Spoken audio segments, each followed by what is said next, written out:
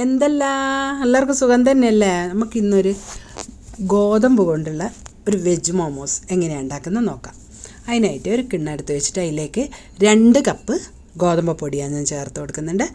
അതിൽ ആവശ്യത്തിന് ഉപ്പ്, അതായത് ഒരു 1/2 ടീസ്പൂൺ ഉപ്പും പിന്നെ 1 ടേബിൾ സ്പൂൺ സൺഫ്ലവർ ഓയിലും ചേർത്തിട്ട് ഇത് നല്ലോണം ഒന്ന് കുഴച്ചിട്ട് ഉപ്പും ഈ സൺഫ്ലവർ ഓയിലും എല്ലാ ഭാഗത്തും ആകുന്ന വരെ നല്ലോണം ഒന്ന് കുഴച്ചിട്ടെടുക്കാം.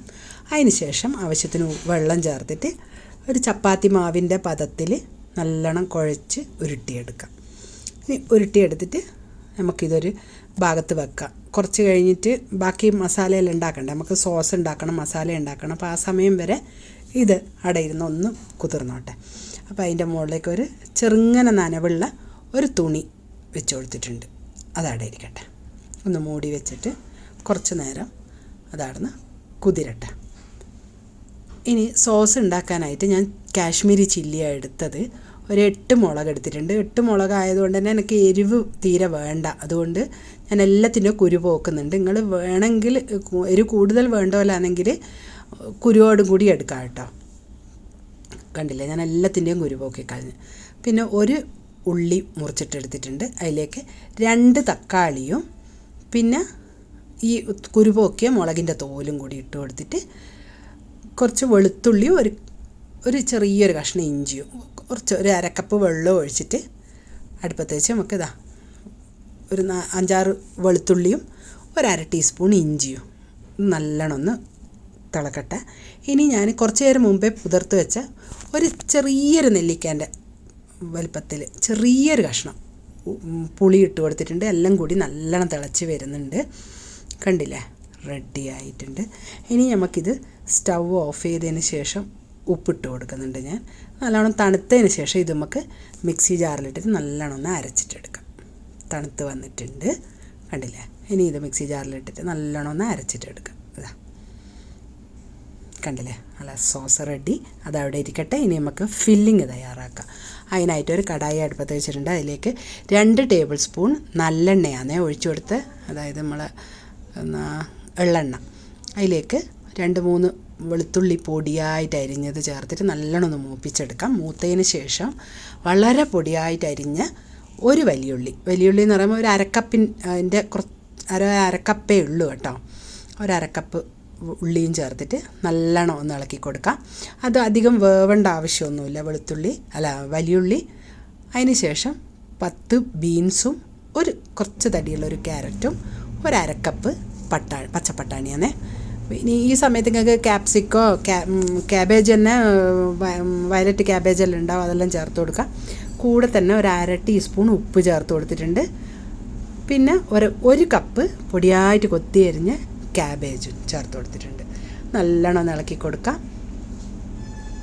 നല്ലോണം ഒന്ന് ഇളക്കിയിട്ട് ഇനി നമുക്കിതൊന്ന് മൂടി വെച്ചിട്ട് ഒരു 3-4 മിനിറ്റ് ഒന്ന് വേവിച്ചെടുക്കണം.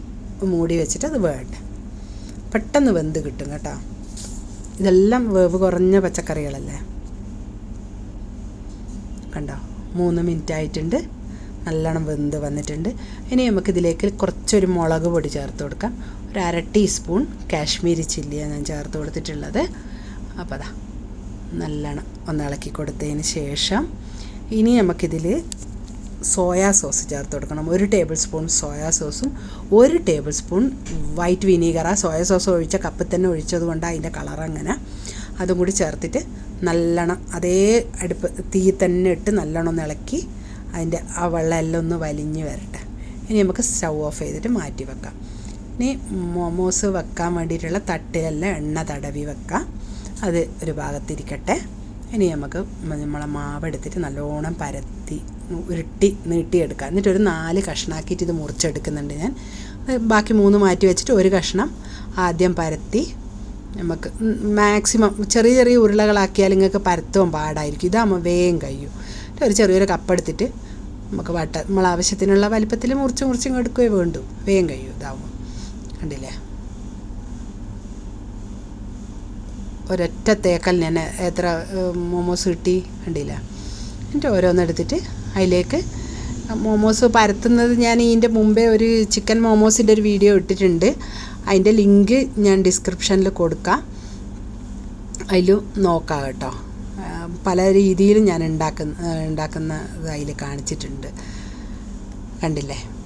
ഇതേപോലെ എങ്ങനെ നിങ്ങൾക്ക് ഓരോരുത്തർക്കും ഓരോരു മനോധർമ്മത്തിനനുസരിച്ച് ഇതെങ്ങനെ വേണമെങ്കിലും ഈ ഫില്ലിങ് പുറത്ത് പോകാത്ത വിധത്തിൽ ഒന്നിത് ഒട്ടിച്ചെടുക്കണം.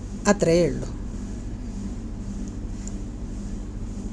കണ്ടില്ലേ? എങ്ങനെയായാലും അതിനൊരു ഷേപ്പ് ഉണ്ടാവും. അത്രയേ ഉള്ളൂ. ഇതൊന്ന് വെന്താലും ഒരു വായ്ക്കുണ്ടാവും ഒന്ന്.